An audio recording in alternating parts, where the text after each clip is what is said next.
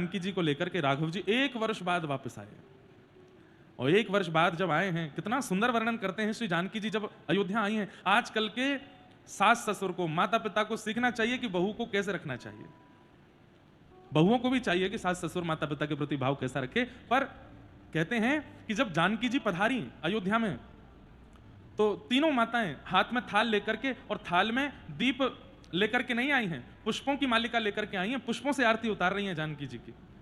और जैसे भवन में प्रवेश करने के लिए पुष्प बिछाए जाते हैं, सुंदर सुंदर कुछ भाव रखे जाते हैं, यहां पर कैकेयी मैया ने कमल के भीतर के पराग, एक कमल में जरा सा पराग होता है, वो पराग ऐसा होता है कि आप हाथ में ऐसे घुमाएं तो वो अंतर्ध्यान हो जाए, अत्यंत कोमल होता है।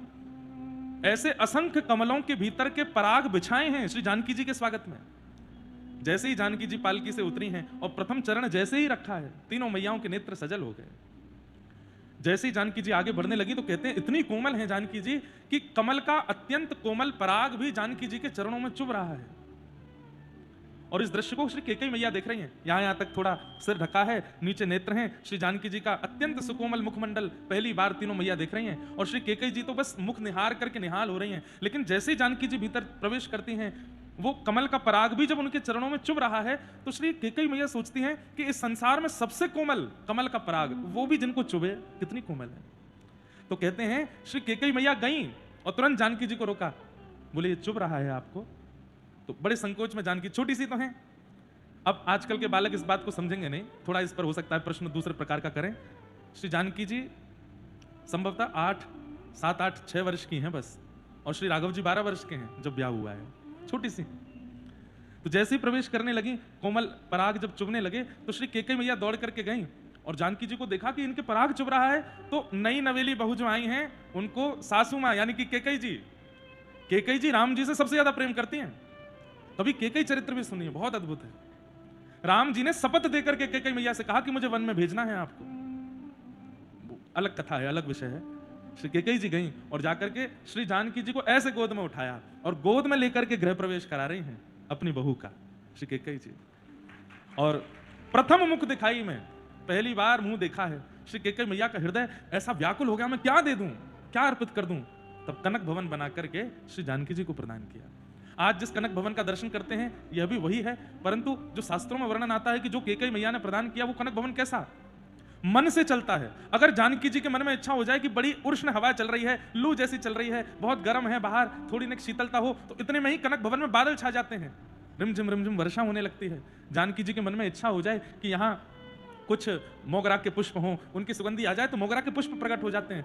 मन में इच्छा हो जाए राग काफी सुनना है, इतने में ही गंधर्व प्रकट हो जाते हैं, राग सुनाने लगते हैं। मन में इच्छा प्रकट हो जाए कि आज ऊपर छत पर चढ़ के अयोध्या जी का दर्शन करना है, तुरंत एक कमल प्रकट हो जाता है, उस पर जानकी जी बैठ जाती है, वो कमल ऊपर लेकर के जाता है और जाकर के छत पर। ऐसा कनक भवन श्री कैकेयी मैया ने दिया। और उन्हीं कैकेयी मैया के वचन का निर्वहन करने वही जानकी जी, जिनके चरणों में पराग नहीं देख पा रही थी चुभता हुआ कैकेयी जी, वो वन में जाने देती हैं।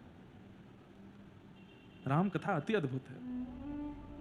एक प्रसंग मुझे याद आ रहा है। दशरथ जी और कौशल्या मैया ये रोज चर्चा करते हैं और इनकी चर्चा का एक ही विषय, जब से जानकी जी आई हैं, रोज रात्रि दोनों बैठते हैं और एक दूसरे का मुख देख करके कहते हैं हमारी बहू खुश तो है ना, तो कोई कष्ट तो नहीं है ना, हमारी जानकी जी को आज सुबह का बाल भोग ठीक तो लगा ना, राजभोग में कहीं मिर्च तो ज्यादा नहीं थी। कौशल्या जी आप स्वयं जाया कीजिए रसोई घर में, बहू के लिए आप स्वयं निर्माण किया कीजिए सामग्री का। दशरथ जी इतना प्रेम करते हैं जानकी जी से।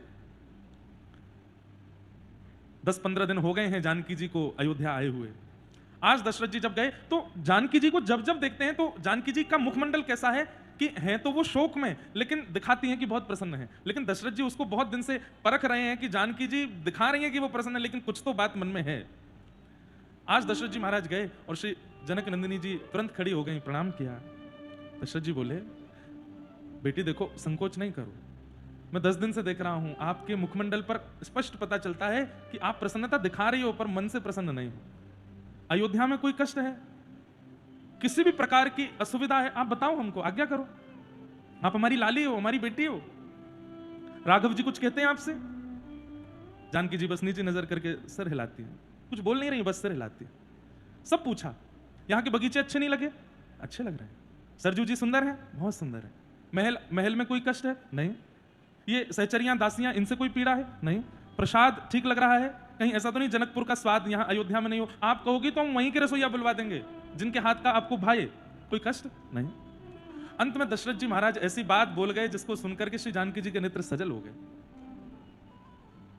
क्या कहीं आप ये तो नहीं सोच रही 10 दिन हो गए और पिता जनक जी की याद आ रही है, उनको देखा नहीं है, कहीं उनकी स्मृति तो नहीं हो रही? ये सुनते ही श्री जानकी जी के हाथ धीमे धीमे कांपने लगे, होठ थोड़े थोड़े कांपने लगे, नेत्रों से अश्रु प्रकट हो गया। अश्रु देखते ही दशरथ जी महाराज व्याकुल हो गए।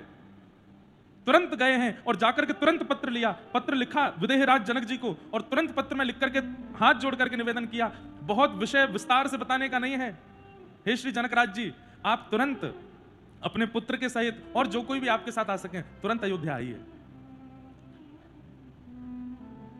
समझ गए कि इनको पिताजी की याद आ रही है। छोटी सी तो है, अभी अयोध्या आई है, अपने ससुराल आए। ससुराल कितना भी प्रिय क्यों ना हो, ससुराल कितना भी सुखद क्यों ना हो, माता पिता का स्थान थोड़ी कोई ले सकता है।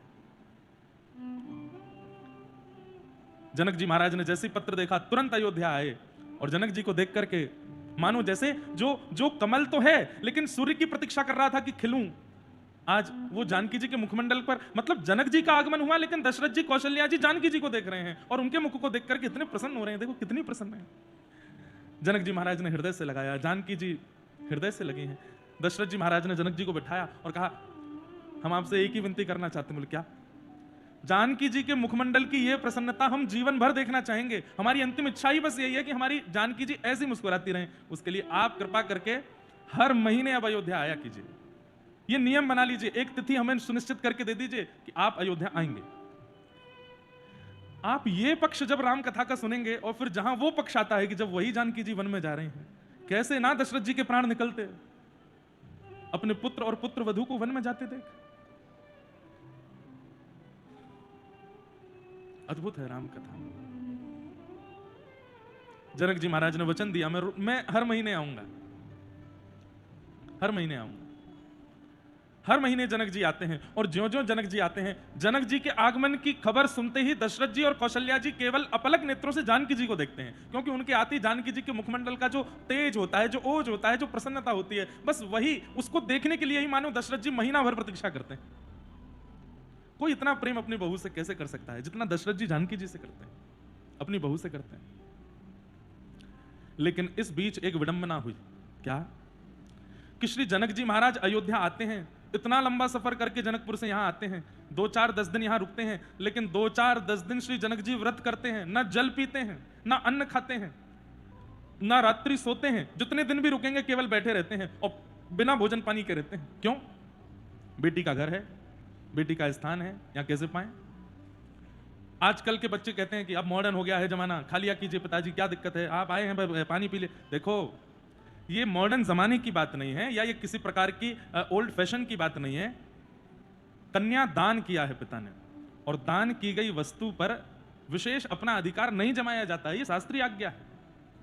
पुत्री के घर का भोजन नहीं करना ये कोई फैशन वाली बात नहीं है, ये शास्त्रीय बात है कि वो पुत्री का हमने दान किया है, कन्या दान किया है।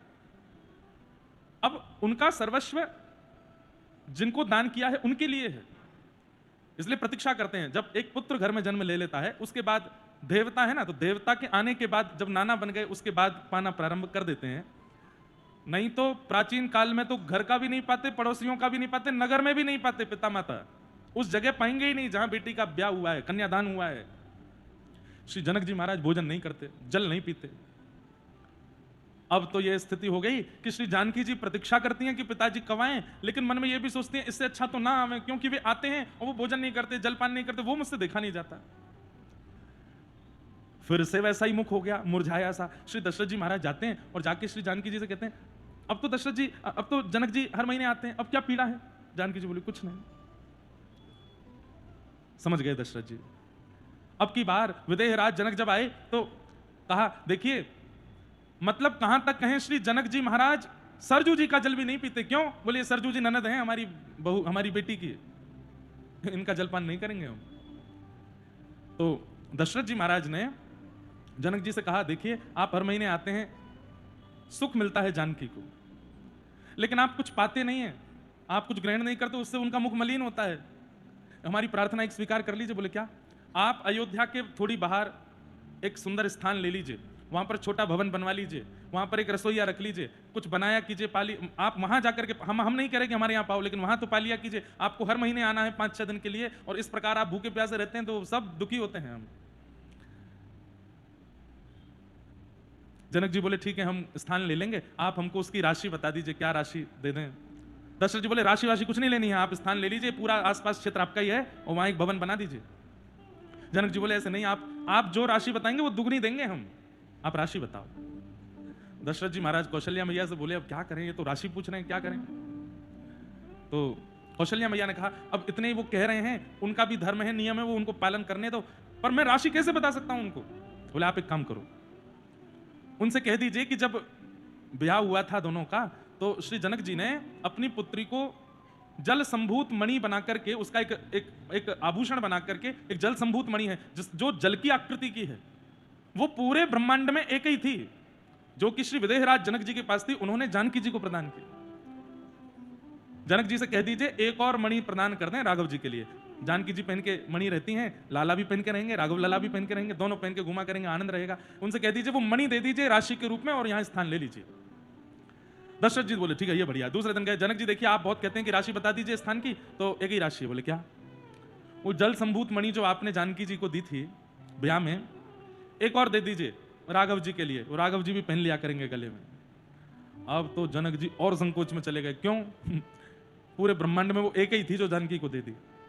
और यह भी है कि भाई हमारे पुत्री के ससुराल पक्ष से अगर कोई बात कह दी है तो वो तो पूरी होनी चाहिए। अब वो मणि कहां से लावें? जनक जी बोले हम तो संकट में घिरते ही जा रहे हैं, अब कह दिया है उन्होंने, अब नहीं देंगे तो और दिक्कत हो जाएगी। दशरथ जी गए, जाकर के स्थान दिखा लाए, बोले यहाँ स्थान है, यहाँ बढ़िया निर्माण करवा लीजिए भवन का, और अगली बार जब आप आए तो मणि ले आइएगा, ज्यादा संकोच में मत रहिए आप। 2 महीने निकल गए, जनक जी आए ही नहीं अयोध्या। बोले मणि नहीं है तो जाऊं कैसे, मना कर नहीं सकते। जानकी जी प्रतीक्षा कर रही है, पिताजी इस महीने नहीं आए। दूसरा महीना प्रतीक्षा कर रही है, घर सजाती हैं, रोज कुछ ना कुछ नवीन सजावट करती हैं, मेरे पिताजी आएंगे, खूब सुंदर सज धज के तैयार रहती हैं। 2 महीने हो गए, पिताजी अभी नहीं आए।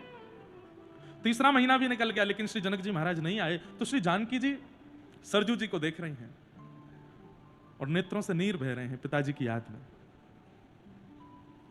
तो श्री जानकी जी की जो नित्य सखी, जैसे हमारी श्री राधा रानी की अष्ट सखियां हैं, यहां श्री जानकी जी की भी अष्ट सखी, जानकी जी की अष्ट सखी, राघव जी की 16 सखियां हैं। चंपकलता जी, चारुशिला जी, ऐसी अष्ट सखियां हैं, जिसमें चारुशिला जी श्री हनुमान जी महाराज का स्वरूप है और चंपकलता जी श्री भरत जी का। अद्भुत है राम कथा, अंदर अंदर की बातें अगर आप सुनेंगे तो आनंदित हो जाएंगे। ये चंपकलता जी जो हैं, ये श्री भरत जी महाराज का रूप हैं जानकी जी की सेवा में। सखियों ने जब देखा कि श्री जानकी जी का मुख अत्यंत संकोच में है, तब मन में विचार किया कि ये क्यों इतनी संकोच में है। तो मन की बात समझ ली कि पिताजी नहीं आ रहे हैं इसलिए संकोच में आ गए हैं। और पिताजी क्यों नहीं आ रहे हैं? बोले जल संभूत मणि नहीं है, कैसे चले जाएं। इतने में ही किशोरी जी की सखियों ने समस्त वेदों को, समस्त ऋचाओं को, समस्त ऐश्वर्यों को, ब्रह्मांड की जितनी भी मायावी शक्तियां हैं, सबको आमंत्रित कर लिया अयोध्या में और कहा जल संभूत मणि कहीं से प्रकट करो। बोले महाराज वो तो पृथ्वी पर एक ही थी।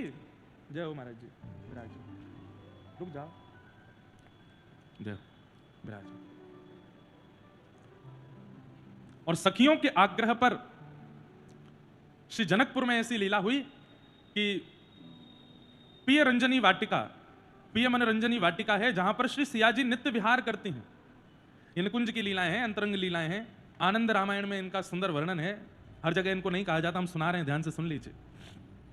जैसे हमारी किशोरी जी नित्य बरसाने के आसपास के सुंदर गहवर वन आदियों में विचरण करती हैं, किलोल करती हैं, ऐसे ही सिया मनोरंजनी वाटिका है जनकपुर में, जहां सिया जी नित्य विहार करती थी। वहां के माली एक दिन वहां सब पुष्प लगा रहे थे, तभी कुछ खुदाई करते समय खन्न से आवाज हुई और जैसे देखा तो वहां जल संभूत मणि थी। उनको तो नहीं पता था कि वो मणि है। उन्होंने जब मणि देखी तो मणि देख करके कहा कि ये तो भैया जनक जी को दे देनी चाहिए, पता नहीं क्या है। दौड़ करके गए। श्री जनक जी जो चिंता में बैठे थे 3 महीने से, क्या करें, वहां के सब माली आदि गए। बोले महाराज आज सुबह बगीचा लगाते हुए, खुदाई करते समय कुछ प्राप्त हुआ है, हम चरणों में निवेदन कर दें? बोले करो। दिया तो जनक जी महाराज बोले ये जल संभूत मणि है, कहां मिली? ये तो पूरे ब्रह्मांड में एक है जो जानकी जी के पास है। बोले महाराज हमें तो ये सीएम मनोरंजनी वाटिका में मिली है। जनक जी महाराज बोले लेके चलो, कहां मिली? जाकर के जब जनक जी ने देखा और खुदाई करो, खुदाई करते फिर एक और मणि मिली, और खुदाई की तो एक और मणि मिली। तभी देखते हैं कि नीचे से पृथ्वी पोली हो गई। भीतर जाकर के अंदर देखा तो असंख्य जल संभूत मणियों का जैसे मानो एक हॉल जैसा भरा पड़ा है नीचे सीएम मनोरंजनी वाटिका में। श्री जनक जी तो अत्यंत प्रसन्न हो गए, बोले बैलगाड़ियां बुलाओ, रथ बुलाओ, जितने हो सके सबको बुलाओ, भर करके ले चलो। एक मांगी है दशरथ जी ने, हम अनेक दे देंगे उनको। और यहाँ पे महाराज इतनी बैलगाड़ियां भर गई कि पूरे जनकपुर की बैलगाड़ियां लग गई हैं, लेकिन मणियां अब भी भरी पड़ी हैं। जनक जी बोले निकालते रहिए, एक भी यहां नहीं रहनी चाहिए, सब भेज दो दशरथ जी के यहां। जल संभूत मणियां लेकर के बैलगाड़ियां निकली। तभी हल्ला मचा, अयोध्या के कोई सैनिक ने जाकर के, महाराज जनक जी महाराज ने बैलगाड़ियों में कुछ सामग्रियां भेजी हैं, आप आकर के कृपा कर दर्शन करो। दशरथ जी ने जब अटारी पर चढ़ करके देखा तो अयोध्या से नंदीग्राम तक तो केवल बैलगाड़ियां, रथ ही रथ खड़े हैं और सब में जल संभूत मणियां भरी हुई हैं। जिस मणि को देवता भी स्पर्श नहीं कर सकते हैं, उनके सौभाग्य में भी जो मणि नहीं है, ऐसी असंख्य मणियां भेज दी हैं श्री जनक जी ने अयोध्या। इतने में ही जनक जी भी आगे, बोले आपने कहा था कि मणि दे। बोले हमने तो कहा था एक मणि दो, आपने इतनी सारी मणियां भेज दी, अब क्या करें हम? बोले आप सबको पधरा लो। और हमारी मन की तो भावना ऐसी है, आपने कहा था जो मणि जानकी जी के गले में है, एक मणि राघव जी के गले में हो। हमारी जनकपुर वासियों की ऐसी भावना है कि अयोध्या के पहरेदार से लेकर राजा तक सब जल संभूत मणि अपने गले में पहने, हमारी तरफ से ये भेंट है। दशरथ जी महाराज बोले जिस मणि की इतनी महिमा कि कन्यादान में सबसे विशेष रूप से मैं जनक जी ने जिसको दिया, वो दशरथ जी के मांगने पर इतनी भेज दी कि पूरी अयोध्या को पहना दी है। सब पहन करके जल संभूत मणि तो ऐसे पहन करके घूम रहे हैं जैसे कुछ है ही नहीं है। उसके बाद भी मणियां बच गई, मतलब दरबान से लेके राजा तक, बालकों से लेके बूढ़ों तक सबको पहना दी। उसके बाद भी इतनी मणियां बची हैं कि उसका क्या करें? तब दशरथ जी महाराज ने बोले देखिए जनक जी, सुमेरु पर्वत सुना होगा, कैलाश पर्वत सुना होगा, हिमालय पर्वत सुना होगा, परंतु हमारी जानकी जी के आगमन पर श्री जनक जी महाराज की कृपा से, श्री विदेहराज जी की कृपा से हमारी अयोध्या में मणि पर्वत बनाया जाएगा। और सब जल संभूत मणियों से मणि पर्वत निर्माण किया। उस मणि पर्वत पर हिंडोला बनाया गया और प्रथम बार श्री जानकी जी और राघव जी को वहां बैठा करके झूला झुलाया। आज भी मणि पर्वत पर झूला लगता है और श्री राघव जी जानकी जी वहां झूला झूलते हैं। ऐसी सुंदर सुंदर मधुर मधुर लीलाएं, ऐसी मधुर मधुर कथाएं, श्री राघव जी की अंतरंग कथाएं इतनी सुंदर हैं, अगर आप श्रवण करेंगे तो नेत्रों से अश्रु नहीं रुकेंगे। इतना प्रेम, इतना स्नेह, इतना भाव सबसे युक्त है। ऐसी अयोध्या नगरी जहां श्री जानकी जी को प्रेम का पारावार प्रदान किया गया।